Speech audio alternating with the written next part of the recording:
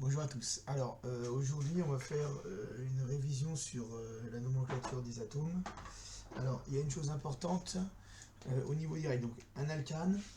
Donc en première on regarde les comment ça s'appelle les on étudie la nomenclature, c'est-à-dire qu'on nomme les alcanes, que les alcanes, d'accord, et les dérivés d'alcanes. Donc les alcanes, donc c'est un hydrocarbure qui va être composé de chaînes simples entre les carbones, d'accord, donc de liaison simple. Donc ça veut dire qu'il n'y aura pas de liaison double, et d'hydrogène. D'accord. Ça, la chaîne principale, elle sera composée de carbone et d'hydrogène, comme ça. D'accord. Donc ça, c'est un alcane. L'alcane, il va être quoi? Donc, on va avoir une chaîne principale, d'ailleurs, composée de carbone. Après ça, donc c'est un alcane qui va être linéaire. On peut avoir un alcane qui va être ramifié. C'est-à-dire qu'on va avoir un groupe qui va venir se rajouter, donc un groupe alkyle, qui peut être un méthyle, on peut être n'importe quoi, ça va revenir en cours. Donc je peux rajouter ici, donc ça va être un CH2, hop, avec un H et hop, et un H3. D'accord. Donc là, manque de peau, donc vous voyez là, elle est toujours linéaire. Donc j'en rajoute un petit ici, hop, pour avoir une ramification. Voilà, donc là ici, on a donc identifié une chaîne principale, hop, et un groupe. Ok. Mais un groupe CH.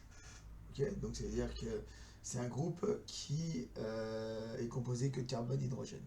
Donc ça va être un groupe alkyle et ça va être ma chaîne principale. Et donc on va donner l'alcane avec, on va numéroter le carbone le plus court, le nombre le plus petit pour comment ça dit, pour identifier le groupe alkyle et après mettre le nom de la chaîne principale. D'accord. Ça on a vu, c'est ça. Alors là où ça devient un peu plus compliqué, c'est lorsqu'il y a plusieurs groupes. Alors, je vais utiliser la chaîne la topologie parce que c'est chiant de marquer les carbones et les hydrogènes. Donc si je prends n'importe quelle molécule, hop, là ici, donc là c'est une molécule linéaire avec 1, 2, 3, 4, 5, 6, donc un hexane, 6 carbones. Si je rajoute un groupe méthyle et un groupe éthyle, d'accord. Pourquoi méthyle? Parce que là on a rajouté qu'un carbone, donc c'est un groupe méthyle, et ici on a rajouté deux carbones, donc c'est un groupe éthyle. Dans ce cas-là, on peut dire que la molécule est composée d'une chaîne principale, celle-ci, et des groupes alkyles qui viennent se ramifier. D'accord. Donc ça, c'est une chaîne ramifiée. Là, je dois la numéroter et donc rajouter des indices pour pouvoir accrocher mes groupes alkyles. Alors, si je la numérote dans ce sens-là, donc 1, 2, 3, 4, 5, 6. D'accord. Je peux la numéroter dans ce sens-là, mais je peux aussi la numéroter dans l'autre sens. 1, 2, 3, 4, 5 et 6. Alors, ce qui se passe, c'est qu'on a des règles qui permettent de donner les nomenclatures. Et la première règle, j'ai peut-être pas été en cours assez clair où on est passé vite. La première règle qu'il faut utiliser, c'est la somme des indices des alkyles qui doit être le plus petit possible. Donc d'abord, c'est la somme des indices de carbone. Donc ça veut bien dire, donc j'ai un numéro qui est rattaché à mes indices et je regarde, j'additionne le nombre et le plus petit c'est le sens que je vais utiliser. Donc là ici dans le cas, donc dans le bleu, j'ai un groupe qui est rattaché au 3, un groupe qui est rattaché au 4. Donc ça fait 3 plus 4, 7. Pour le vert, on a un groupe qui est attaché au 4, un groupe qui est attaché au 3. Donc là, problème. Même nombre. Comment choisir? Et c'est à partir de là que la deuxième règle va s'appliquer. On regarde le groupe alkyle, qui a le numéro de carbone le plus petit avec la lettre du groupe alkyle qui est le plus proche du A. le numéro de carbone. Je mets le numéro de carbone le plus petit. Mais alors, avec la lettre la plus proche de l'alphabet. Donc, si je prends le vert, donc j'ai deux groupes. J'ai un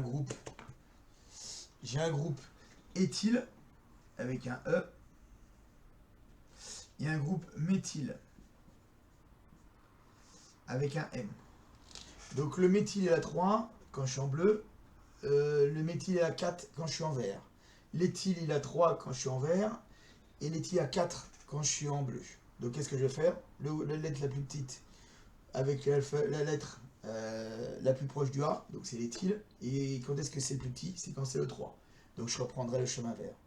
Et donc le chemin vert, la numérotation verte. Et donc du coup ça sera un 3 éthyle. Celui-ci ça sera un 3 éthyle, 4 méthyle, hexane. D'accord? N'oubliez pas qu'on retire le E sur les groupes actifs. Et on met un E sur l'hexane. Ok? Donc ça c'est pour une molécule simple. Donc pour toutes les molécules qui sont linéaires, on va se comporter comme ça. Alors on a vu en cours, et je vais le reprendre, parce que c'était pas compliqué, mais je pas un peu embrouillé, donc c'est pour ça que je vais la refaire. On était du cas d'une molécule cyclique. D'accord? Même chose. Donc on avait été comme ça et comme ça. D'accord? Donc ça, molécule cyclique. Chaîne principale, le cycle. D'accord? Donc là maintenant, il faut déterminer dans quel ordre je vais tourner et les indices qui correspondent à mes groupes. Alors le premier, si je décide, en bleu ça va faire 1, 2, 3, 4, 5, 6. Donc là, si je suis comme ça me fait 1 en bleu. 1 plus 5 plus 5. Pourquoi? Parce que j'ai deux méthyles ici, et j'ai un éthyle. Donc là, on est à 11. Je peux très bien tourner dans l'autre sens. Donc, on va le faire en vert.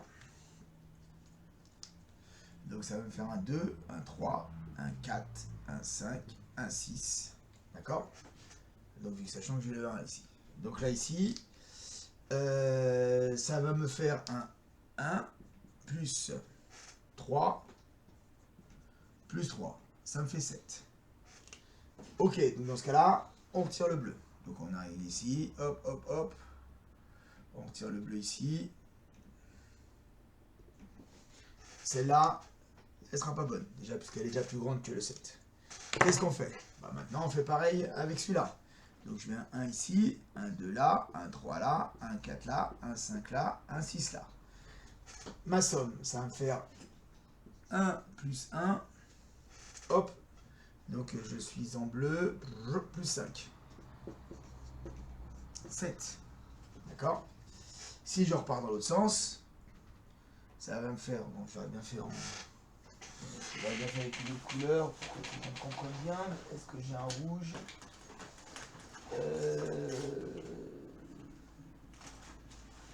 Bah non, bon, on va le faire sans. Ah, c'est bien. On va essayer de le faire, on va voir. Donc ça va faire quoi si je le fais dans l'autre sens? Ça va me faire un 1. Donc je tourne dans ce sens-là. Un 2, un 3, un 4, un 5, un 6. Et là, si je numérote, ça fait 1 plus 3. 5. Et bah là, quand je fais ça, j'ai ma valeur, mon chemin que je vais utiliser, ça va être le noir. Donc je supprime celui-là, celui-là. Et donc celui-ci, ça sera donc quoi? Un 3 éthyle. 1 diméthyle cyclohexane. Donc je répète, ça sera un 5 éthyle, 1 diméthyle hexane. Ok? Donc on utilise la même règle. Si, par exemple, j'avais eu un 7 ici aussi, d'accord? Et ben là on aurait pris la deuxième règle avec le groupe. On aurait pris la couleur qui correspondait avec l'éthyle qui avait le chiffre le plus petit. D'accord? Si on avait eu deux. Si par exemple on avait été, j'avais pas eu ce cas-là, j'aurais dû choisir entre le vert et le bleu. Donc entre le vert et le bleu, donc s'il avait été ici, celui-là il portait le 5, celui-là il portait le 1, on aurait pris le vert. D'accord? Mais bon, là c'est pas le cas, puisqu'on a celui-ci qui est plus court. Voilà, donc toute la nomenclature est comme ça. Sinon, vous souvenez-vous que c'est le groupe, lorsque j'ai des dérivés, c'est le groupe du dérivé qui va annoncer le numéro, d'accord, la chaîne la plus petite, le numéro de carbone le plus petit, et sinon il suffit juste de bien suivre la nomenclature, et il n'y a pas de problème quand on suit bien les règles. Et je rappelle bien, lorsque on est en topologie, lorsque je fais ça, j'ai supprimé les liaisons carbone-hydrogène. Par contre, je conserve les éléments qui sont ni carbone ni hydrogène. D'accord? Je peux très bien voir si c'est un carboxylique. Ok? Allez.